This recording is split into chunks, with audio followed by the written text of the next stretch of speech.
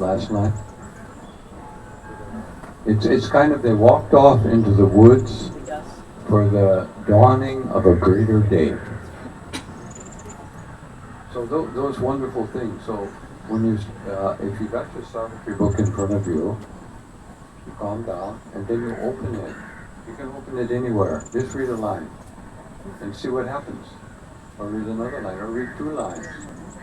And then if you don't feel something, you close it. And then you try again, you try it. It'll come to you. You don't have to worry. What? Start with the secret knowledge and the 2 who are one. But see, you can start anywhere in there. But see, this is what happens though to a lot of people. They open the book and they're into one of these things where he's in the lower world, going through hell. And then they start quoting that, as Sri Aurobindo said, no, you need a little bit of the structure, and there's some very nice books. This woman wrote a book on Savitri. It's called On Savitri, and it's available in Savitri Bhavan. And she was the daughter, what is her name? I can't pull back her name, but she was the daughter of an ashramite, and she got her PhD, and this was her PhD thesis. She brought it to the ashram, she gave it to all those sadhaks to read, and they all commented on it, they all helped her, and then she published it as a book. Nandu Kumar is her name. Yeah, that book is available. They just put a new edition of it out, and she, when you're reading her explanations of Savitri, it sounds like Sri Aurobindo.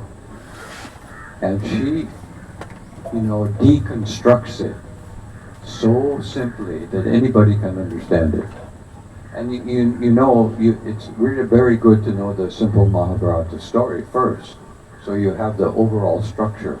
Because if you just open the book, you're in the middle of somewhere you don't know. And so that legend is very simple, easy to read, and there are several other books who explain Savitri. And actually, if you just ask the AI in your Google, I want a simple explanation of Savitri, and they give it to you. And there's one that some guy wrote, it's a 1-page introduction summary of Savitri. And it's very good. But any, Perplexity, ChatGPT, Galaxy, any of these can explain Savitri also. So we have the tools now for, so nothing is out of our reach. So that's a really nice thing.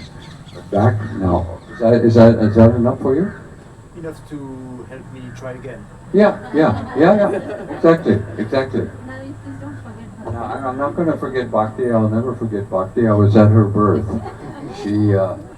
I won't tell you Bhakti's background, how she came into this incarnation, or any of these stories, but because I don't want to embarrass her or myself. So, the Sunlit path, in very simple words, is referred to by many people in different ways. Now, Nalini Kantagupta, who you may know, is one of the revered sadhaks from Sri Aurobindo Ashram. He said it's the psychic being. So, Mother told the people in Auroville, first thing to do, get in touch with your psychic being. So the Sunlit path means divine grace is working at all times. So whatever happens to you is a grace. And if you read, it's in the flower book also, about divine grace, what the Mother said. Divine grace is so detailed that the mind can never, ever figure it out. You cannot figure out your life, why you're sitting here today, or why you're wearing this shirt and another shirt. It's all arranged by grace. So this grace thing is really important to have. So that grace is operative. So you're walking along in your life, trying to navigate your life, but you're being helped totally. So what do we do as we walk along? We have a flat tire and we get upset. But no, the flat tire is part of it. And if you get cancer, what do some people do? They go into depression. Other people say, oh my God, I got 1 year to live, and they change their life. So every event, the weather, every event is affecting your soul, your psychic being. But if I'm not in touch with that, if I'm trying to control my life and everything, and I have expectations, I'm frustrated all the time because the world doesn't do what I want. And things are happening in this world right now that would make anybody with a logical mind want to kill themselves because everything is falling apart. And we all have a number. I mean, if you live in India, if you don't have an Aadhaar card, you don't exist. You can't buy a moped, you can't buy a phone, you can't have a bank account, you can't do anything. So the Aadhaar card, your global ID. And never share the Aadhaar card with every agency around the world. So the global takeover is happening. And people are still wondering, oh, what's going to happen? No, everything is collapsing. All the governments are corrupt. All the corporations are corrupt. All the churches are corrupt. Doesn't mean that every person is corrupt, but the systems all end in death. And look what they were able to do with the world with COVID. Everybody fell into stupidity.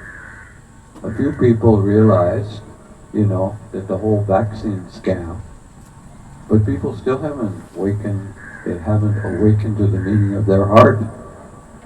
So all this is happening. Our food is poisoned. All these things. It's terrible. So, the Sunlit path.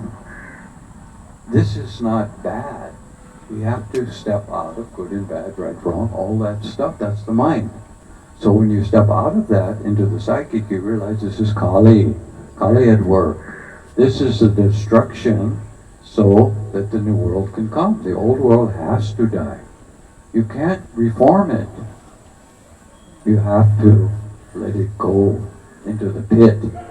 And it's happening. I mean, just think of things like the Epstein files and all that stuff. And war.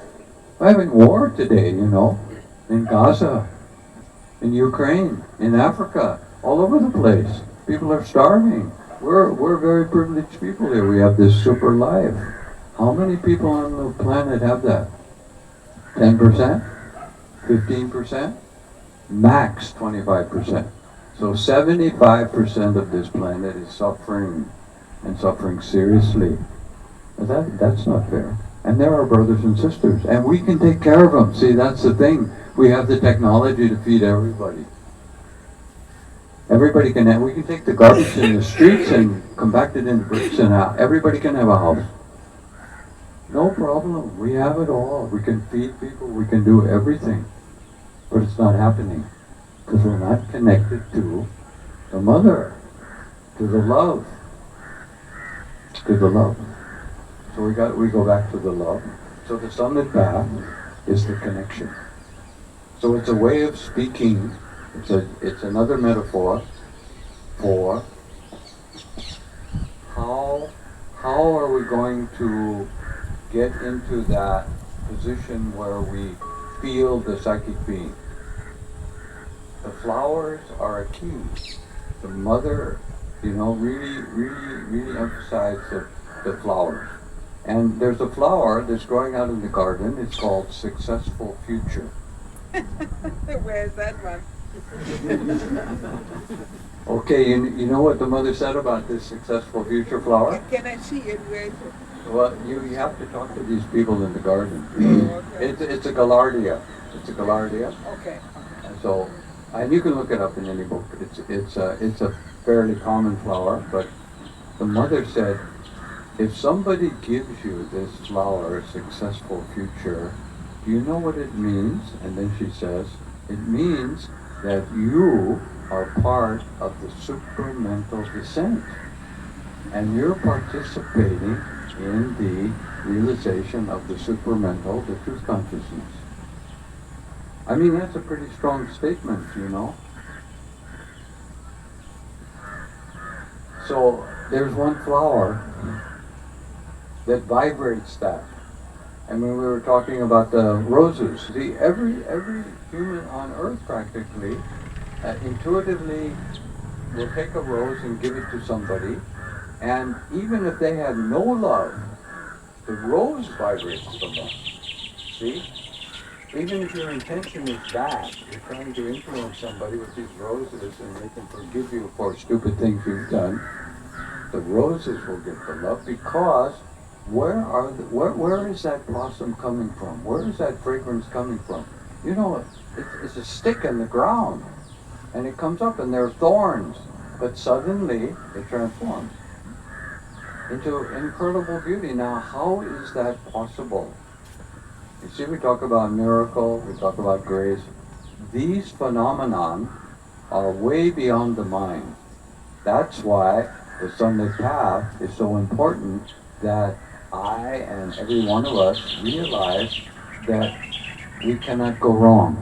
So in this little booklet, I put this prayer that the mother said, even if you make 1,000 mistakes, even if you fall off the Sunlit Path, I will not abandon you. You can read it in there. So you see how powerful this, let's call it a teaching, how powerful this teaching is. And Satprem, who many of you know Satprem wrote in his book On the Way to Supermanhood. He wrote in there, because the mother was always talking to him about the Sunlit Path. She told him all the time, if you read the agenda, she told you, you're too negative, you know, you committed suicide past life, you got to get over this thing, you gotta, she's always pushing that.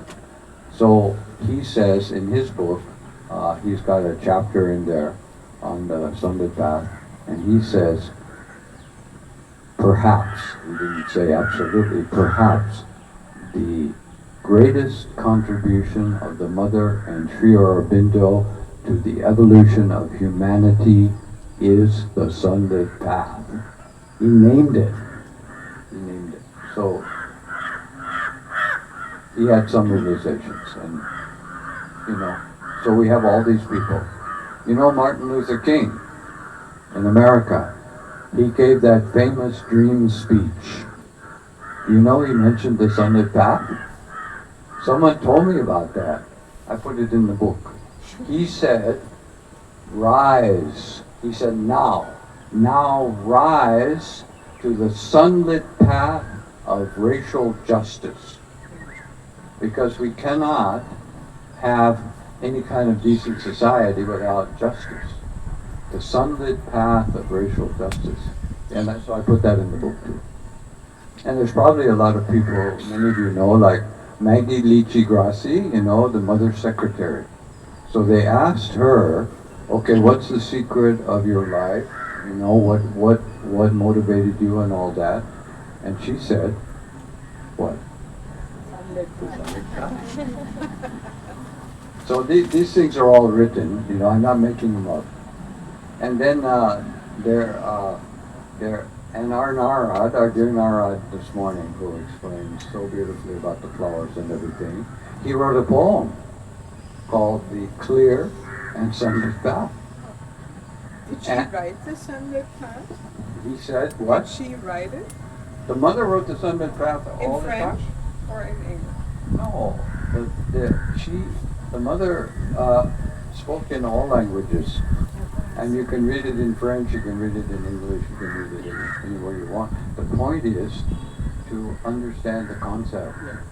See, and how do we get this concept? How do we wake up, see, and get it? So everywhere you go, there are plants and trees and flowers, and every one of them is speaking to you. If you walk even out there in the woods, it's full of neem trees. And the neem tree, besides being a fantastic tree for many medicinal reasons, etc., is a vibrational tree. And does anybody know what the mother called the neem tree? Pardon? Spiritual atmosphere. Yes. Spiritual atmosphere. So everywhere you walk in India, pretty much there are neem trees. So if you're walking along or on some street and there's a neem tree there, it's giving you the spiritual atmosphere. Now, do you feel it? See, that's why we have to get out of our, let's go back to stupidity. We have to get out of that. So then we can feel these things. So it's about awaken to the meaning of life, to feel. Feel the love. And if you feel the love, you feel all these other vibrations. You look at this. Every one of those flowers has a special vibration, you know. And every one of them will give it to you. And it will give it to your body. You don't need your mind. And if you go to the Matra Mandir and you go in the chamber, what is the chamber of Matra Mandir made out of? Marble. How old is marble? 2 billion years. So if something has been sitting on this earth for 2 billion years and the energy of creation is love, that's 2 billion years of love solidified. And so our bodies have been here for a few decades, maybe. Our bodies vibrate with that same energy because there's only one energy. It's a unified energy field. And everybody knows, I think our friend Einstein, he told us what energy was.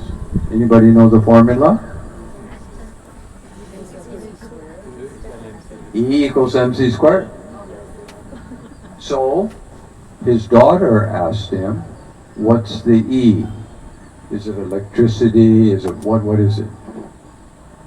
What is it? So he writes her a letter. So when you go home, you Google Einstein's letter to his daughter.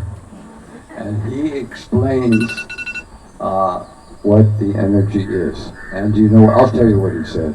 But you can guess. What did he say the energy of the universe is? So he got back to it too. And if you know, there's a famous horticulturalist called Luther Burbank. Now I'm going on and on here. Now you guys can ask me anything, but I'm going back to California. See, Luther Burbank was called the plant wizard, and he developed all sorts of wonderful. The potatoes we have, he made those. He made the Shasta daisy, etc., etc. But he was so incredible that Paramahansa Yogananda, so you may know him. So Paramahansa Yogananda had the Self-Realization Fellowship and all that. So he was trying to solve the food problem of the world. So he went around, he went to India first, and he found a lady that didn't eat. And this lady didn't eat because her relatives had persecuted her so much for overeating. And she said, I don't have to eat. And she didn't for the rest of her life. And so he asked her, okay, what's the secret? So she went to some yogi and got some pranayama stuff. Can I disturb you? Yes? I'm not disturbed. Sorry.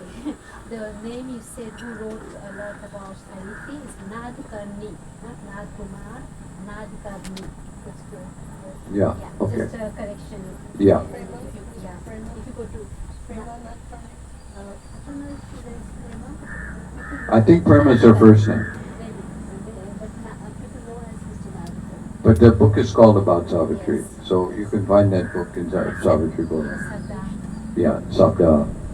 They printed it. But they made a new edition. It's very nice.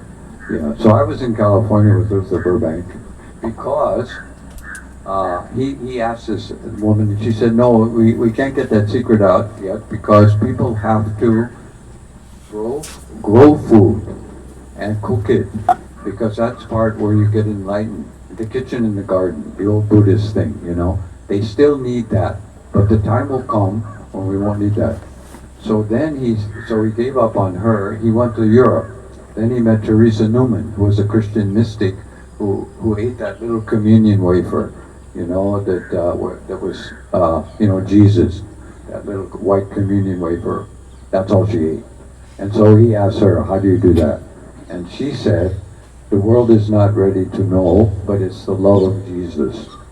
Okay, so that didn't help him much. So he went to California and he met Luther Burbank and he was making all these fantastic things. So he said to Luther Burbank, okay, now how are you doing this? How are you making all these fantastic plants? And he said, you have to know a little bit of botany, but he said the secret is what? Love. Love. And you could read that. There's that famous book, Autobiography of a Yogi. Many of you know that book. If you look in the front of that book, he dedicated that book not to his guru, but to Luther Burbank. And he said, this book is dedicated to Luther Burbank, an American saint.